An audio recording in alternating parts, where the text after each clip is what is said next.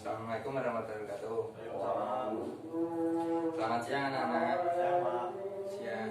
Apa kabarnya? Baik, ya. Baik, alhamdulillah. Di rumah biasanya suka ngapain? Belajar, Pak. Belajar. Belajar selain belajar. Juga memperhatikan tanaman sekitar, Pak. Di rumah ada tanaman apa aja? Ada bunga, ada juga pepohonan, Pak. Pohon apa? Ada pohon pisang, Pohon pisang. pohon mangga, Terus? dan masih banyak lagi. Oh iya deh. Sebelumnya Bapak absen dulu ya. Solekan. Solekan. Tidak hadir, Pak. Rumani. Tidak hadir. Alek. Saya, Pak, hadir. Di kerja. Bapak akan membacakan cerita dulu ya. Ini Alek. Bukan. Ceritanya tentang Tony dan sang kakek. Tony, kamu tahu tidak kenapa cicak bisa menempel? Tanya sang kakek. Tony menjawab, saya tahu kak, karena cicak memiliki perekat di kakinya sehingga cicak dapat menempel di dinding. Kak, ya betul sekali, cicak dapat menempel di dinding karena memiliki perekat di kakinya. Selain perekat, cicak memiliki ciri khusus apa? Sahut kakek. Aku tahu kak, cicak memiliki anatomi yaitu cicak dapat memutuskan ekornya kak sebagai upaya melindungi diri dari pemangsa kak. Sahut Tony menjawab. Benar sekali, untuk melindungi diri dari pemangsa cicak melakukan anatomi atau memutus ekornya sendiri, kata sang kakek. Selain hewan, ada pun tumbuhan yang memiliki ciri khusus. Tony, selain hewan, ada juga tumbuhan yang memiliki ciri-ciri khusus. Kamu tahu tidak, tumbuhan apa dan ciri khusus apa yang dimilikinya? Tanya kakak. Sahut Tony, tahu kak, selain hewan, tumbuhan yang memiliki ciri khusus, tumbuhan Venus kak. Tumbuhan Venus meskipun tak bisa menghasilkan makanan sendiri, tumbuhan itu mengeluarkan aroma kak, agar para serangga mendekat kak. Kemudian setelah serangga itu mendekat, tumbuhan Venus itu menangkap serangga itu kak. Semakin serangga bergerak, semakin kencang pula ia mengapit sang serangga itu kak. Jawab Tony. Wah, pintar sekali kamu nak. Benar sekali, pintar sekali kamu. Sang kakak memberi Tony pujian. Nah, jadi itu tadi salah satu ciri-ciri khusus makhluk hidup, tumbuhan dan hewan. Nah, sekarang Alex sebutkan ciri-ciri khusus makhluk hidup yang ada pada cerita tadi yang Bapak sampaikan. Contohnya cicak memiliki Ya. anatomi, Pak. Ya, apalagi Ada tumbuhan Venus juga, meskipun tidak bisa menghasilkan makanan sendiri, tapi tumbuhan itu mengeluarkan aroma untuk menggoda serangga. benar sekali, untuk menggoda serangga, tumbuhan Venus mengeluarkan aroma. Kemudian Bapak memiliki sebuah media. Coba like dilihat terlebih dahulu. Ya, Pak. Ya mati ya.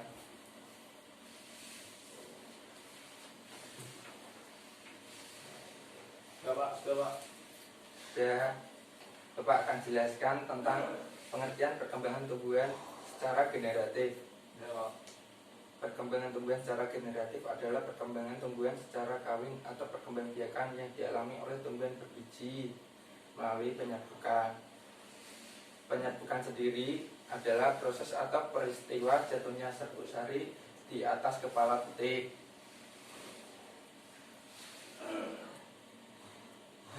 Contoh tumbuhan yang penyerbukan dibantu manusia. Penyerbukan pada tumbuhan dapat dibantu oleh pihak luar, misalnya manusia, angin, hewan, dan air. Ya, Pak. Seperti itu. Ada 4 jenis penyerbukan berdasarkan asal serbuk sarinya, yaitu ada autogami atau penyerbukan sendiri. Dalam proses penyerbukan di mana serbuk sari jatuh ke kepala putik bunga itu sendiri. Yang kedua ada ketonogami, penyerbukan dengan tetangga. Ada lagi lagi alogami, penyerbukan silang adalah proses penyerbukan di mana serbuk sari jatuh ke kepala putih bunga lain yang berbeda tumbuhan, namun tumbuhan tersebut masih satu jenis. Cara berkembang biakan pada tumbuhan secara generatif ada 4, yaitu konjugasi, isogami, anisogami, dan penyerbukan. Konjugasi adalah peristiwa transfer bahan genetik. Yang kedua, proses konjugasi diawali dari pembentukan berkas-berkas yang bergerak saling berdekatan.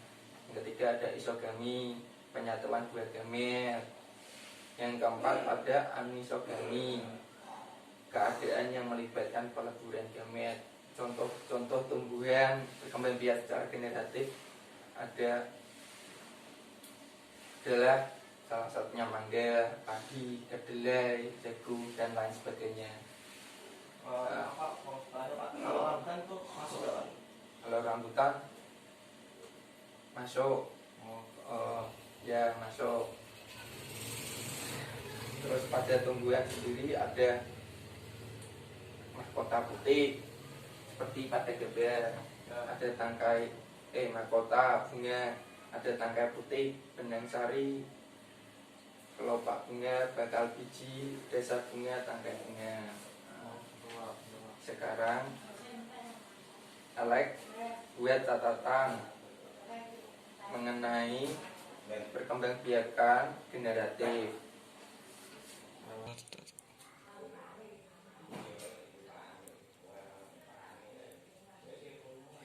Sudah belum Alex? Ya sudah, Pak.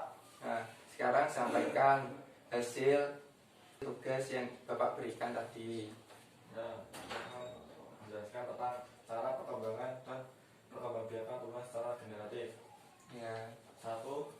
Yaitu konjungsi adalah peristiwa transfer bahan genetik, yaitu planet F+ pada bakteri dan mikronukleus pada protozoa dari satu individu pada individu lainnya, Pak. Terus yang kedua ada proses konjugasi, diawali dari pembentukan berkas-berkas yang bergerak saling berdekatan dari kedua individu. Ketiga ada isogami atau isogami adalah penyatuan dua gamet yang secara morfologis tidak berbeda, yaitu tidak terdiferensiasi dalam makro dan mikro gamet. Dan keempat ada anisogami, Pak, adalah keadaan yang melibatkan peleburan gamet-gamet yang berlainan ukuran dan atau modifikasinya. Benar sekali. Proses perkembangbiakan tumbuhan secara generatif ada 4. Ya, seperti yang Alex sebutkan. Nah, sekarang sudah selesai. Jadi perkembangbiakan tumbuhan secara generatif yaitu proses perkembangbiakan yang dialami tumbuhan berbiji melalui penyerbukan. Nah, penyerbukan sendiri yaitu jatuhnya serbuk sari di atas kepala putih. Tumbuhan secara generatif kemudian dapat dibantu oleh manusia, hewan, angin, dan air sebagainya. Untuk materi hari ini sudah cukup. Ada yang ditanyakan? Tidak ada, Pak. Sudah, sekian. Assalamualaikum warahmatullahi wabarakatuh. Waalaikumsalam warahmatullahi wabarakatuh.